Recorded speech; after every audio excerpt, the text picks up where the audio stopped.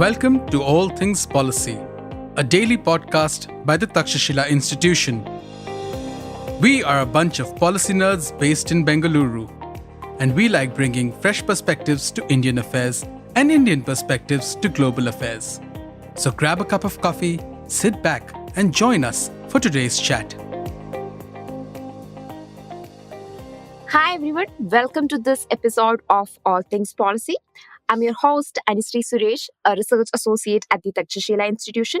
Today, my colleague Miheer Karandikar is here with us, and we are going to analyze a very interesting policy that has been widely discussed all over the social media networks, especially Twitter, now X, in the past few weeks. So, the policy is the Maharashtra government is considering to mandate parking spaces before buying a car in Mumbai to tackle the city's growing urban congestion challenges. So basically, the policy suggests that one has to own or secure a parking space before buying a car. So before we get into the intricacies of these policies, Miheer, can you give us a picture of how bad the urban congestion problem in Mumbai is? Yeah, definitely. Also, thanks for inviting me here. It's really great to talk about this. Yes. So vehicular congestion is not just a problem in Mumbai, but it's increasingly becoming a problem in all Indian cities, right? Yeah. So I think where the conversation about this really began in the recent few weeks was that the TomTom Traffic Index, which is a private company that analyzes traffic across cities in the world, was released. Yeah. And on the list, say, Bangalore ranked first in India and second in the world on the most congested cities in the world. Not surprised. Not surprising, yeah. Pune was the next after it, third, and there were some other cities also. But among the mega cities in the world, Bangalore ranked first in the world and Mumbai second. So sixth in the world, right? Oh. So that's a big problem. So I think that really got the conversation started.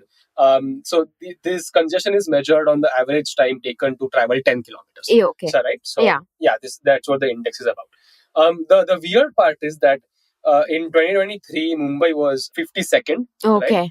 And this year, although it managed to reduce 20 seconds of the average travel time, it jumped the rank. So here, a higher rank is worse, right, on this index. It jumped the rank to 39th. So even though it reduced 20 seconds, it still had to jump the rank. So it kind of shows that other cities are getting much better at reducing their traffic constraints that Indian cities are, and of course, Mumbai is.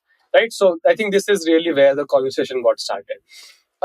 It is well established in economics that congestion is a problem. It's a typical negative externality that every vehicle on the road causes a problem to every other one. So, so there's a report by an organization called ITDP, which states that congestion in Mumbai causes the city productivity losses of more than 36,000 crores. Oh my God. Okay. And a year, right? And time losses of about 85 minutes a day. Okay. So an average Mumbaiker spends 85 minutes a day in traffic, which is a lot, right? Which is like almost 1.5 hours. So, and this is on average. So think about what the extremes would be. Yeah. So this is a major problem. So the peculiar part is this is even though only 19% of trips in Mumbai are made using taxis and private vehicles. Compared to 51% by walking and cycling and 30% via public transport. Okay. Right? But the major problem probably here is that most of these trips that are made by taxi and private vehicles are long distance, while walking and cycling can generally be short distance. Right? So the problems mainly stem from this, that the longer distance rides are done by taxis and private vehicles, and that Mumbai has a car density of 2,300 cars per kilometer. So for every kilometer of built road in the city, there are 2,300 cars, which is insane. It's the highest among Indian cities by far. Right? And 50% of Mumbai's road space is occupied by private cars. Okay. So that's really not where you want to. Yeah. I mean, indeed. Like, I think, like, if you look at cities like Mumbai and Bangalore, the major problem is, like, we have traffic congestions, a lot of time is wasted, like, waiting for the signals to turn green and everything. And especially here in Mumbai's case, the problem is, like, the cars that's parked on the road, right? Right. It's just like, not just they're like traveling, but there are a lot of cars that's taking up a lot of space in the roads. Right. And that causes certain kind of congestion on the roads. So that, like, you have like the major concern that was raised was, like, you have like ambulances and other emergency services that are trying to get to places, but not able to, because you have a lot of cars parked on the sides of the roads because there's not enough parking spaces available. Yeah. So that's the intention of the policy, is like, trying to address this traffic congestion problem that's Mumbai is facing. Right. Yes. So we will be only able to know more about the policy once the policy document is out, probably in another 100 days. Like the proposal is being considered by the Maharashtra government. So meanwhile, what we know about the policy is that the four-wheeler owners must prove that they own a designated parking spot. It could be either public parking spot or private parking spot, but they have to either own the parking spot or secure it somehow at the time of registering new vehicles. Okay, so and this proposed policy also looks at, like, to impose certain kind of congestion tax to address the urban congestion. And that's like a second element of this policy. Right. But the main policy is, like, you have to get a certified parking space. So this policy will be only applicable to the new vehicles. Although, like, if you have a car that's older than 15 years, then you probably have to produce this parking space certification when owners seek an extension to obtain fitness certificate. That usually happens in 15 years, right? Yeah. And the task is here, like, the local authorities in the next very few days after this policy is released, they have to identify the private and public parking lots in the city and provide certain kind of unique identifiers for each parking spot, so that when people request for people come for, like, new registration of their vehicles, they can provide the certificate with the unique identifier, right? True. Yeah. So this very peculiar policy, I think it borrows a lot, or is inspired a little. By a very famous Japanese policy. Okay. Implemented in, I think, Tokyo and some other cities, called the Shako Shomi Esho. So, sorry, I'm sorry if the pronunciation is wrong. I don't speak Japanese, but so it's basically it's also a proof of parking policy. Okay. Right? It was implemented in the 1950s and formalized in 1962 with an act called the Garage Act. Okay. Right? And it's a part of a significant, urban management strategy to regulate not just parking, but car ownership in general in densely populated urban areas. Right? Okay. So Japan is a country in which a lot of their population lives in urban areas, especially around the urban area around Tokyo. Right? So this makes a lot of sense for them to implement. So I think what really draws from that is the private or public parking space that you can use as a proof. Right? So under the Japanese policy, you also had to show a proof of parking space to buy a new car or to register a new car. Right? Okay. So very similar to this policy. Very similar. Okay. But this was not just private, but public spaces could also be shown. So one very important thing that the Japanese did was that they outlawed free street parking in a lot of areas. Okay. Right? In most residential areas, at least. And they converted all these street parking to leasable, say, parking spaces, which people could rent and could show that proof as an address proof for your car. So this is one main thing that they did, right? And so the idea behind the policy, I think it's very similar. It's still, when you need to provide a proof of parking policy, it reduces the number of people who can buy a car, and over time it reduces the number of cars that are bought and reduces, like you said, congestion in densely populated areas, in areas where parking is scarce, areas where roads are small, etc. Right? So this is the main logic. And the economic rationale is that I was just coming to that. I was just wondering, what is the economic rationale for this policy? Yes, please go ahead. So by limiting street parking, by promoting leased parking, you kind of manage the urban space and you maintain property values in densely populated areas. Okay. Right? So that is what you're kind of doing. And you reduce the negative externalities that come with congestion. Yes. I think that's the main economic rationale behind it, right? Yeah. So you reduce negative externalities. So that is the economic rationale. The problem with implementing a policy like that in India, sorry, just to digress a little bit, is that there were a lot of supportive policies that were designed around this one. So it was not just this one policy. Like I said, it's a whole urban management strategy. And this was one element of the entire... Right? Yeah. So it included efficient land use. It included transportation planning. So that we'll get to later. So this is just one part of it, right? It included a significant investment in public transport. It included, reducing the minimum parking requirements for, buildings or apartments in the urban areas. So as to just reduce the number of available parking to make the parking spaces scarce, to create a market around it. Right? Exactly. So you have to say that urban, space is at a premium because in any city, population is dense, space is at a premium, and therefore you need to create a market for parking spaces. That's why you outlaw street parking. That's why you reduce the number of you also create certain kind of supply to okay, right? Yeah. So that kind of evens out. So if parking is very expensive in some areas, people could move to other areas, etc. So the market kind of works like that. And that also probably incentivizes them to use public transport option if it's if it's a parking space that they probably not be able to afford it and all those things, right? Yes, exactly. So this policy was considered largely successful, but the state capacity required for its implementation is, I think, one of the key reasons. Okay. So first of all, to create this market. Yeah. Right?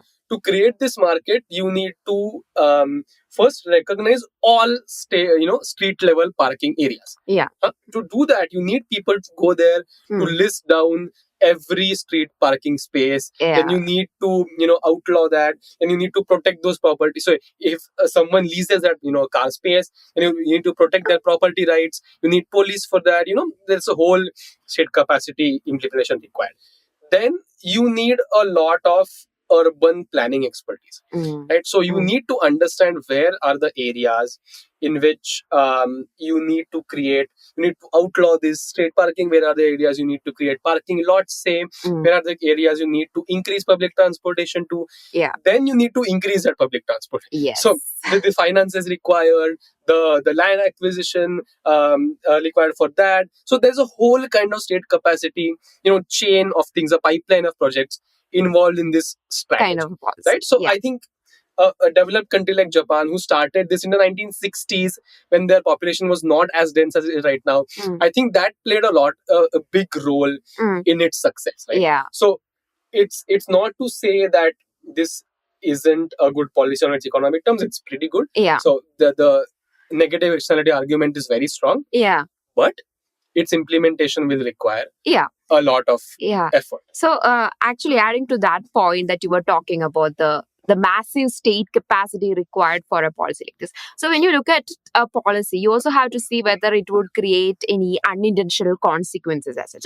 So one thing is mainly the state capacity required. It's not the unintentional consequences, but something that we have to consider while executing a policy, right? Yeah. So especially for this policy, first thing that needs the local governments are probably have to conduct a comprehensive survey to identify the available parking spaces in Mumbai and then assign them a unique identifiers linked to specific vehicles via registration numbers.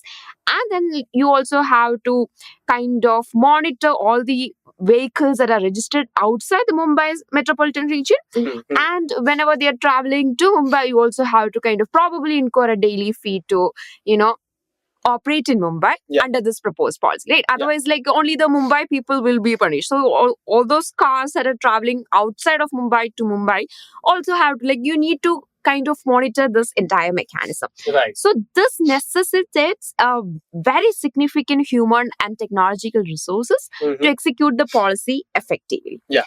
And coming to the other probable unintended consequences of the challenges that this policy would face is one, it would require the individual to showcase parking space availability before purchasing a car, right?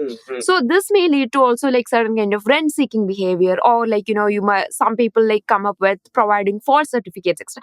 Because the reason is that the government has the power to dictate who can own a car and who cannot. And always what happens is when government takes such kind of a stance, there's always a chance that a black market could develop to meet this kind of a need, right? Secondly, mandating space requirement doesn't solve congestion due to street parking.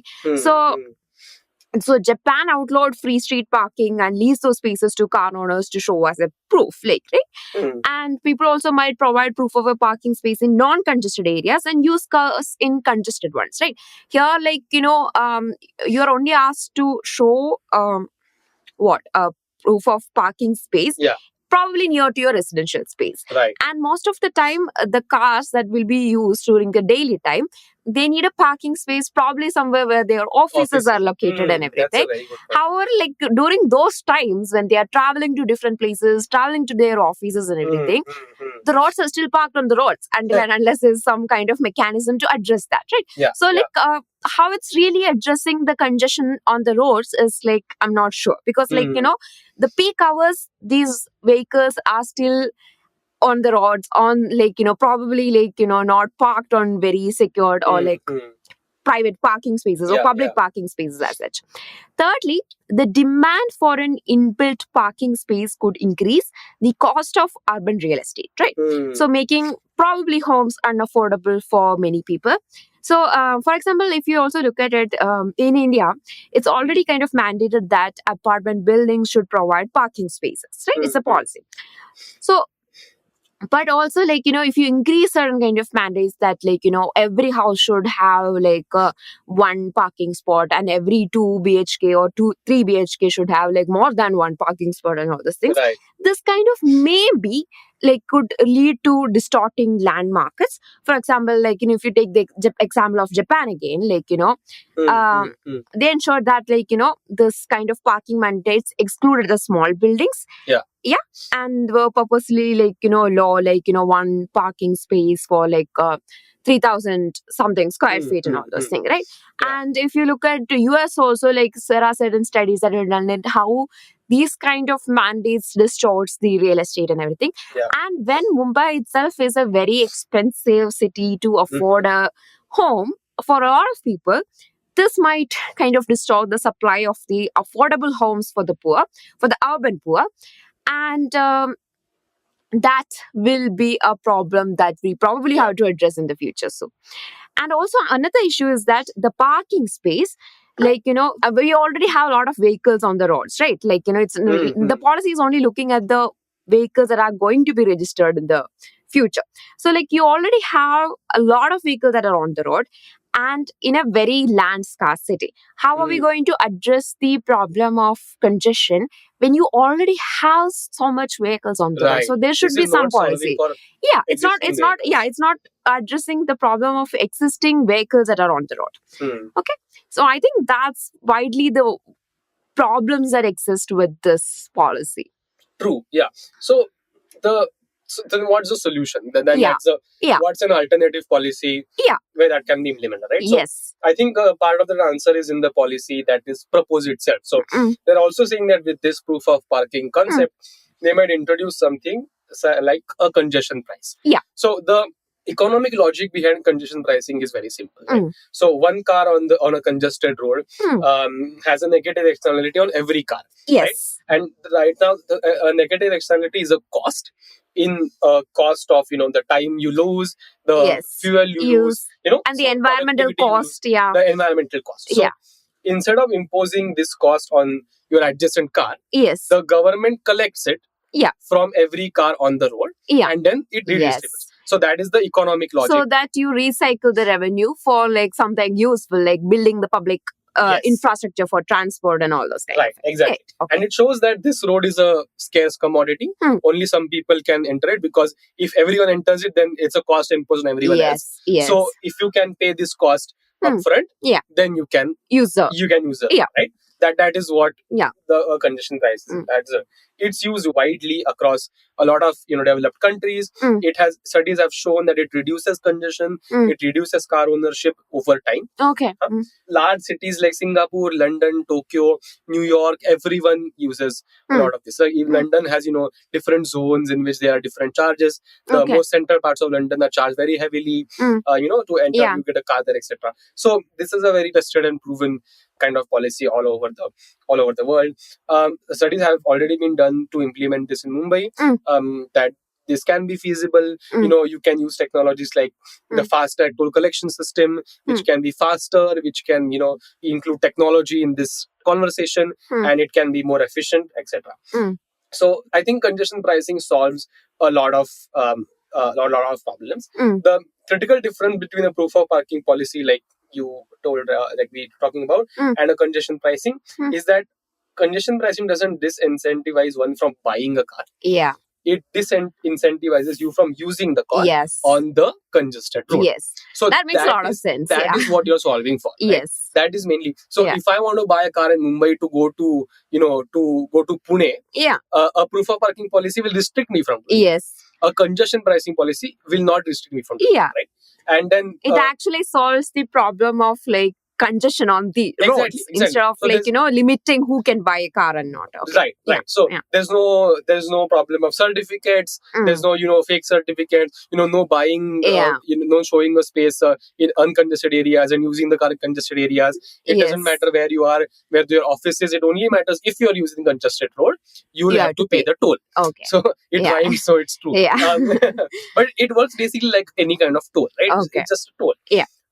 Also, the government then doesn't regulate who can or can't buy cars. For example, if the policy comes into effect on the August 1st, of this year, what if someone who bought a car on July 31st? Yes, a day prior. What's the difference between say I bought the car on July 31st, someone bought it on August 1st. Why do I not have to show a proof, and why does the other guy have to show? And what about second-hand cars, right? Right.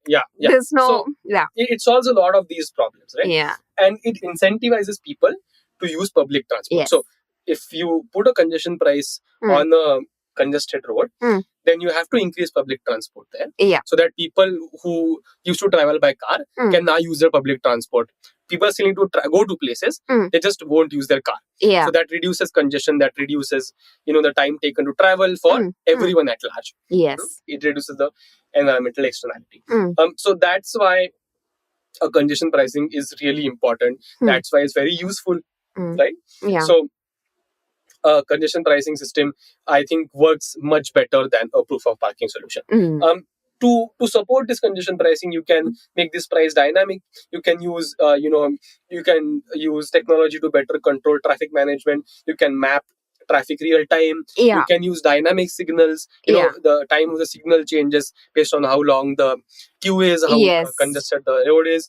Tokyo also used visual mapping to inform traffic management, so you can use cameras. All this, you can use all a lot these of methods to be host done. of technological solutions to aid you in that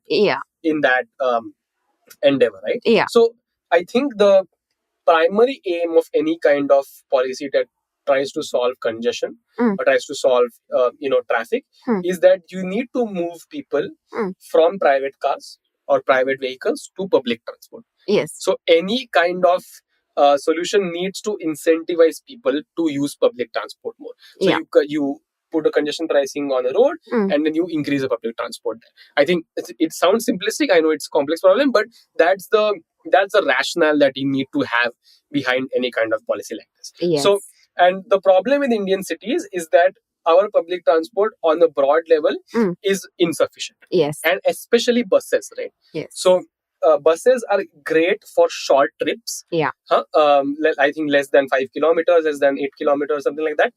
And most of Indian, trips in Indian cities are those short trips.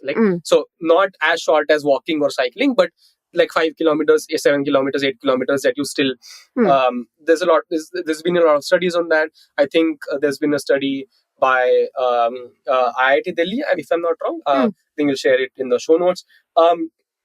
So Indian cities need more buses at large, not just Mumbai, Pune, Bangalore, Delhi, Chennai, whatever. Everyone needs more buses. Yes. And there's a lot of focus on metros. Yeah. Metros are good, but metros are very useful in long distance travels. Right? When you want to move a lot of people from one place to another place, and that place is mass like 10, 15 kilometers. Yeah. So that's where metros are good, but for 5 kilometer, 8 kilometers. But you need buses and other last mile connectivity options and public transport to address the large problem of congestion. So they need to go hand in hand. Yes. So India needs more buses. Yeah. Right. So I think that's where we come down to. Yeah.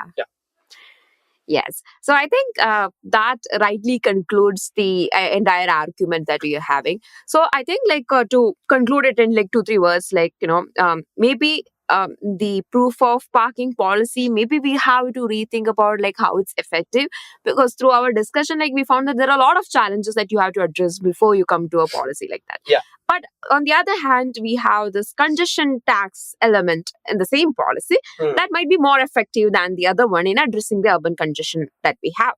True. Right? So, I think that rightly concludes the entire discussion that we were having. Thanks a lot, Miheer, for joining and sharing your valid expertise on the topic. Thanks a lot, Anisree. It was really great to do a lot of research on this and come talk about this on the podcast. Thank you. Thank you, everyone. Signing off. If you liked our show, dive into Takshashila's research on technology, strategy, and economic affairs. Check us out at our Twitter handle @Takshashila INST or our website takshashila.org.in.